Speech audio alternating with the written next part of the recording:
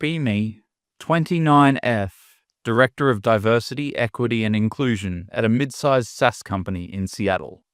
Office is in South Lake Union, surrounded by Amazon towers and overpriced salad bars.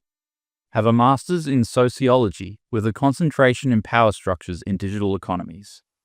My thesis was titled The Colonialism of Code, Deconstructing the White Male Algorithm. Honestly, I haven't read a book that wasn't theory in about 6 years. Landed this job 6 months ago after the company got dragged on Twitter for having an all-white leadership team. CEO David PANICS hired me. Salary is $145K plus stock options. My job description is vague: foster belonging, drive equitable outcomes, audit culture. Basically, I get paid to walk around and judge people, and there is a lot to judge here. Company is 80% engineering, 15% sales, 5% admin. Engineering is the problem. It's a meritocracy. I hate that word. It's a dog whistle for we hire people who look like us and act like us. The dev floor is a sea of hoodies, mechanical keyboards, and Funko Pops. They drink Monster energy drinks and talk about Elden Ring or server latency. They don't have safe space stickers on their laptops. They have GitHub stickers and anime girls. It creates an exclusionary vibe. I can feel the toxicity in the air. Like, if I walk through the dev pit, the conversation stops. They claim they're in the zone or focusing. I know it's because my presence challenges their hegemony. They know I see through them. Arrive at work at 9:45 a.m., holding my $9 oat milk latte with lavender syrup. Listen to a podcast about how waking up early is a tool of capitalist oppression. Sit at my standing desk, which I never raise. Open my MacBook Pro. Sticker on the back says "Eat the Rich." First order of business. Check LinkedIn. Post a selfie from the office. Caption: Disrupting the status quo requires uncomfortable conversations. If you aren't making people uncomfortable, you aren't doing the work. Hashtag DEI, hashtag TechLife, hashtag equity. Get 40 likes in 10 minutes. Dopamine hits secured. Now, actual work. David asked me to look into the retention issues with female junior devs. We hire them, but they leave after a year. David thinks it's because of the workload. I know it's because of the culture. I decide to do a deep dive into the payroll and performance data. Need to prove that the system is rigged. Spend 3 days looking at spreadsheets. I'm not great at math. Math is inherently biased, historically speaking, but the patterns are clear. The top earners in the company are all men. Senior systems architects, lead DevOps, back-end engineers. They are clearing $180K, $200K. Meanwhile, the support staff, mostly women, and the junior devs, diverse hires, are making $60K to $90K. I look at the why. It's the overtime. It's insane. These guys are logging 50, 60, sometimes 70-hour weeks. They come in on Saturdays. They stay until 9 p.m. ordering pizza. Management loves it. They call it passion. I call it resource hoarding. See, time is a resource. By monopolizing the work hours, they are setting a standard that excludes anyone with caregiving responsibilities or emotional needs. It's a feedback loop. Men work late. Men get more done. Men get raises. Men reinforce the expectation to work late. Women, who have to go home to exist as human beings, look lazy by comparison. It's not fair competition if the playing field is designed for people with no lives. I watch one of them, Ethan, from my glass-walled office. Ethan is the lead back-end engineer. Looks like he sleeps in his car. Wearing a faded NASA t-shirt. He's been here since 8 a.m. and it's now 6 p.m. He's laughing with another guy, pointing at a monitor. They are collaborating. It looks like exclusionary bonding to me. They are building social capital that I can't access. I need to break this. I need to dismantle the reward structure for overwork. Drafting the proposal. I know I can't just say stop working hard. Stakeholders, aka the rich white board members, love productivity. I have to frame it as an equity initiative. Open a fresh Word doc. Title: The Equity Adjustment Protocol. Restorative Justice in Compensation. The pitch. High overtime rates incentivize burnout and privilege those without domestic burdens. The solution: a progressive contribution on overtime earnings. If you work more than 10 hours of overtime in a pay period, your rate drops from 1.5x to 1.0x. The difference, 0.5x premium, is diverted into a restricted fund. The DEI Community Fund. This fund will be used to support those who can't work overtime due to systemic barriers. It's wealth redistribution on a micro scale. It's beautiful. I spend hours refining the language. Use words like holistic, intersectionality, lived experience, and corrective mechanism. I define the diverted funds not as a tax, scary word, but as a privilege offset. If you have the privilege of time, you contribute to the community. It makes perfect sense. I print it out on thick, high-quality paper. The meeting with HR director is Linda. 50s, tired, wears cardigans. She's been here 15 years. She views me with suspicion. I book a 90-minute block on her calendar. Walk in with high energy. Linda, love the scarf. So autumnal. She smiles tightly. What do you have for me? I lay out the deck. I start with the emotional hook. Linda, we have a burnout crisis. And more importantly, we have a belonging crisis. Our female talent is fleeing because they can't compete with the bro code of staying until midnight. She nods. Retention is a problem. Exactly. And why? Because we incentivize toxic behaviors. We pay people a premium to destroy their work-life balance. We are literally paying them to exclude mothers and caregivers. I slide the proposal across the table. She reads it. Her eyebrows go up. You want to take their overtime premium? Redirect it, I correct her. It's a redirection of surplus value. Is this legal? FLSA is pretty strict about time and a half. I was ready for this. I've done the research. It's an opt-in modification to the employment agreement. We update the handbook. They sign the acknowledgement to continue employment. By signing, they agree to the community contribution clause for excessive hours. It's a voluntary charitable deduction structure. I'm lying, mostly. I Googled it for 20 minutes. But Linda isn't a lawyer. She's an admin. And where does the money go? She asks. To us. Well, to the DEI budget. For training, wellness, bonuses for underrepresented groups. It makes the department self-sustaining. Think of the savings for the company. That got her. HR loves cost savings. David has to sign off, she says. Leave David to me. The meeting with David, CEO David, is a classic tech founder. Introverted, conflict-averse, terrified of being cancelled. He reads TechCrunch and thinks wokeness is a business metric he needs to optimize. I go into his office. I don't bring data. I bring fear. David, I'm seeing some red flags in the culture audit. He looks up, panicked. What kind of flags? Harassment? Subtle exclusion? Structural inequity? The kind of stuff that leads to Vice articles exposing the toxic boys club of Seattle sasses. He winces. God, no. We're trying to raise a Series C. Exactly. Investors are looking at ESG scores. They want to see equity. I have a bold solution. It will put us on the map as a thought leader. I pitch the protocol. I use the phrase paradigm shift 3 times. I tell him it will disincentivize burnout and empower the marginalized. He looks at the numbers.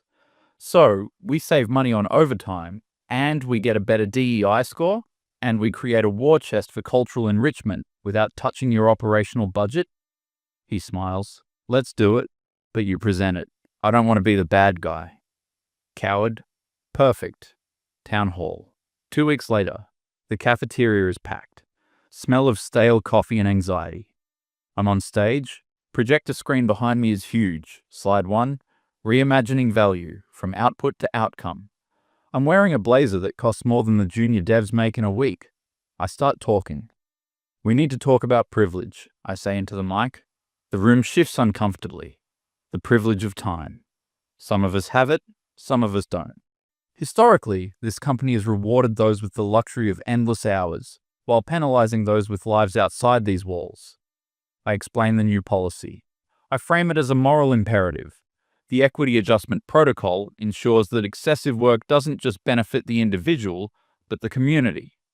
I see the faces in the crowd. The sales team, mostly extroverts, looks bored. They work on commission anyway. The engineering team looks like they just swallowed lemons. Hand goes up. It's Ethan. Of course it's Ethan. So, Ethan says, voice steady but loud, if I work a Saturday to fix a critical bug, my extra pay gets taken and given to... Who exactly? It's invested in the diversity fund, I say, smiling benevolently, to create a workplace where everyone can succeed, Ethan. Not just those who can work Saturdays. But I'm the one doing the work, Ethan says. Why am I paying for someone else's bonus? Gasped from the HR corner. I channel my inner condescension. That perspective is exactly the problem, Ethan. It views success as a zero-sum game. You're centering your own labor instead of considering the collective ecosystem. Why do you feel that your time is worth more than the inclusivity of this company? He stares at me. Because it's my time, and it's the law. It's company policy, I snap back, effective immediately. The new handbook is in your email. Please sign it by 5 p.m. or your network access will be suspended. The room is dead silent. David is looking at his shoes. I have asserted dominance. The implementation. First month of the policy. I get read access to the private engineering Slack channels. I tell IT it's for sentiment analysis. The chat logs are delicious. User Steve. Dude, I'm out $600 this check. This is theft. User Ethan. I talked to a lawyer friend. He said if we sign the handbook, it's tricky. Called it a wage deduction, authorization. User Dave. I can't afford this. My rent just went up. User Ethan. Just stop working past 40 hours. Malicious compliance. I smirk. Let them try. The work still has to get done. Deadlines don't move just because they're pouting.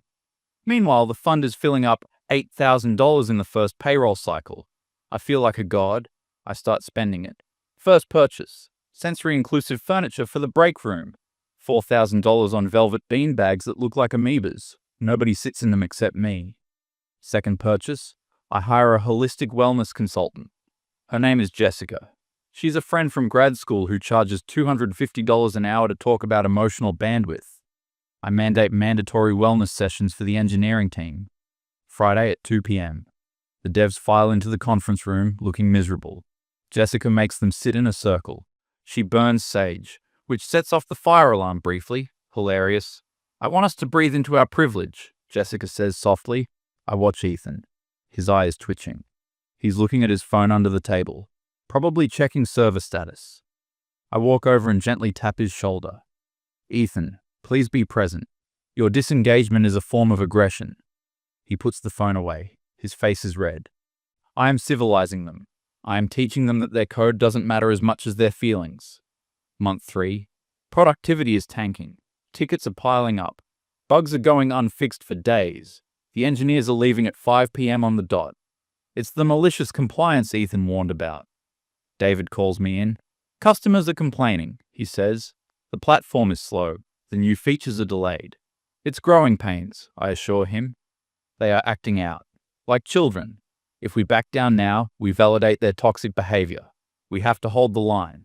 But we need the work done, David whines. Then we hire more people. Use the fund. The fund only has $15,000. A dev costs $150K. Then we incentivize them differently, I say. I create the allyship bonus. If you attend all wellness sessions and lead a diversity moment at the start of a meeting, you get a $500 spot bonus from the fund. It's so meta I almost impress myself. A few of the younger, more malleable guys start doing it. They read poems about inequality before code reviews. It's excruciating. But Ethan and the core seniors, they hold out. They look like ghosts, tired, broke, angry. The crisis. Month 4. We have a major migration scheduled, moving from on-prem servers to AWS. It's a massive project. Has to happen over a weekend to avoid downtime. Estimated time, 30 hours of continuous work, Saturday, Sunday, and Monday. Ethan comes to my office on Thursday. He looks terrible, wearing the same hoodie for 3 days. We need to talk about the migration, he says. What about it? Steve and I are the only ones who know the legacy code base. We have to do it. Okay, good luck. We aren't doing it if the protocol is in effect. I stop typing. I spin my ergonomic chair around. Excuse me, I did the math, Ethan says. If I work 30 hours this weekend, the protocol kicks in. I drop to base rate, and then I lose the premium to the fund. I will literally make less money per hour than if I stayed home. I lose my weekend, I lose my sleep, and I pay you for the privilege. I won't do it. It's a critical business need, Ethan. Then pay me for it. I stand up. I need to crush this mutiny. Ethan, this is insubordination. If you refuse to perform your duties during a critical migration, that is grounds for termination. It's not my duty to volunteer my wages, he says. It's your duty to do what is required for the company. If you aren't a team player, maybe you don't belong here.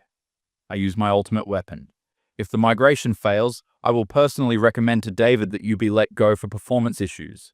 and I will make sure your reference mentions that you were difficult and resistant to culture." He stares at me. I see the fear. He has a mortgage. He has a kid. The tech market is crashing right now. Layoffs everywhere. He knows he's trapped. "Fine," he whispers. "I'll do it." "Great. I knew you'd step up. That's real allyship." He walks out. He looks defeated. I feel a rush of endorphins. I won. The migration happens. They work 36 hours straight. The contribution from that weekend is massive. Nearly $2,500 diverted from Ethan's check alone. I use it to cater a celebration lunch for the admin team. Vegan tacos and kombucha. The engineers are sleeping at their desks, so they miss the lunch. I post a picture of the tacos on LinkedIn. Nourishing the team. #culture, #gratitude. Month 6. The merger. Rumors start circulating. We're being acquired. A private equity firm is buying us out. PE firms are ruthless. I figure I'm safe. I have data. My engagement scores based on mandatory attendance are 100%. My diversity fund is solvent. I prepare a deck for the new overlords. Friday morning, I get an email. Subject: Payroll Compliance Audit. Mandatory, from Robert Vance, VP of Audit, Blackstone Capital. Blackstone. Oh God, they are the definition of the patriarchy. The email is short. Please report to conference room A at 10 a.m. Bring all records related to the equity adjustment protocol. I'm not worried. I can spin this. I can explain that this is the future of compensation. I grab my laptop, walk into conference room A. It's cold in there. Robert is there, 60s, grey suit, looks like he eats rocks for breakfast. Next to him is a woman, sharp suit, hair in a tight bun, legal, and Ethan. Ethan is sitting at the table. He's not wearing a hoodie. He's wearing a button-down shirt. He looks calm. "Sit down," Robert says. I sit. So I start, flashing my brightest smile. "I assume you want to hear about our innovative equity model." Robert ignores me. He looks at the legal woman. "Go ahead."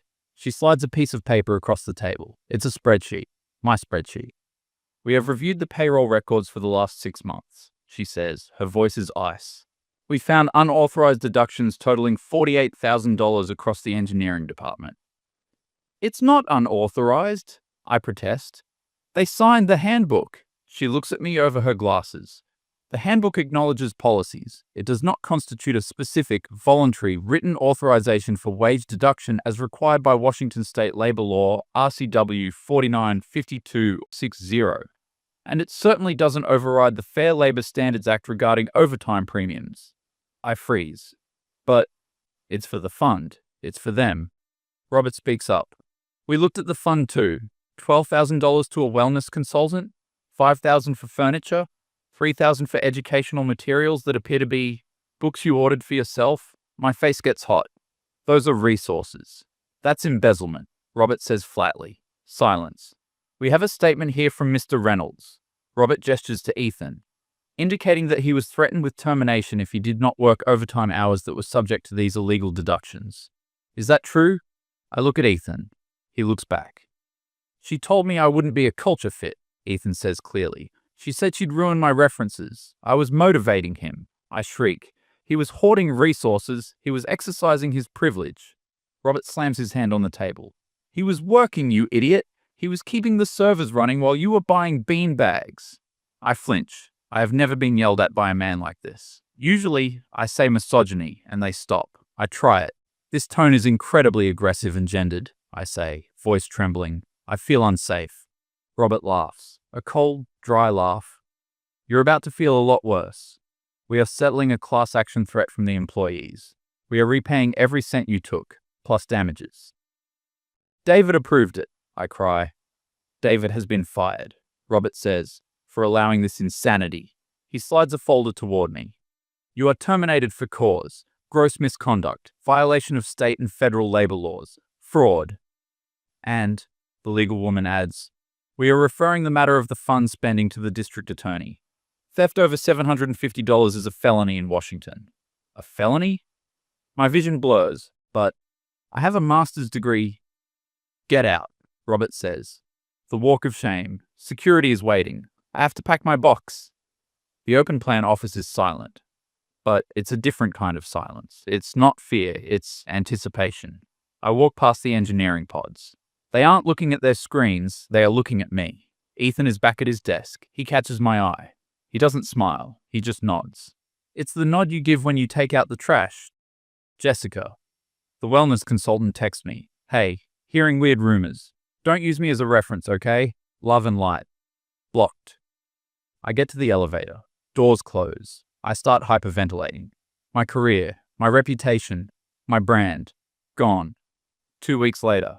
I'm in my apartment. It's 11 a.m. I'm wearing sweatpants. My LinkedIn is a disaster zone. I tried to scrub the director title, but the internet never forgets. Someone posted a screenshot of my privileged tax policy on r/programming. It has 5,000 upvotes. The comments are brutal. Who is this person? She belongs in jail. Imagine working 60 hours and paying for a kombucha party. I'm viral. But not the good kind. I get a letter from the company's lawyers, demand for restitution. They want me to pay back the $12,000 I spent on Jessica and the furniture. I don't have $12K. I spent it all on ethical fashion and trips to Tulum. My mum calls. Honey, are you okay? I saw the article. Did you really take their money? It was for equity, Mum. You don't understand structural oppression. I understand theft, sweetheart. Your father is very disappointed. She hangs up. I stare at the wall. My lease is up next month. I can't afford Seattle rent anymore. I open my laptop. Go to Indeed. Search DEI Director. 0 results. Search HR Manager. Apply to a few. Get an auto-rejection email 5 minutes later. My name is Mud. I lower my standards. Search barista, data entry. Nothing. Finally, I see a listing. Night shift stocker, grocery outlet. Minimum wage. Physical labor. No standing desk. No oat milk lattes. I apply. I get a call 10 minutes later. Can you lift 50 pounds? The guy asks. I think so. Can you work weekends? I hesitate. The irony hits me like a freight train. Weekends. Yes, I whisper. I can work weekends. Great. You start Saturday. Bring comfortable shoes. I hang up. I look at my Eat the Rich sticker on my laptop. I peel it off. It leaves a sticky residue, just like me. I'm not the revolutionary. I was just the tyrant. And now, I'm the labor. Time to check my privilege. It's currently at $0. My face when I played myself.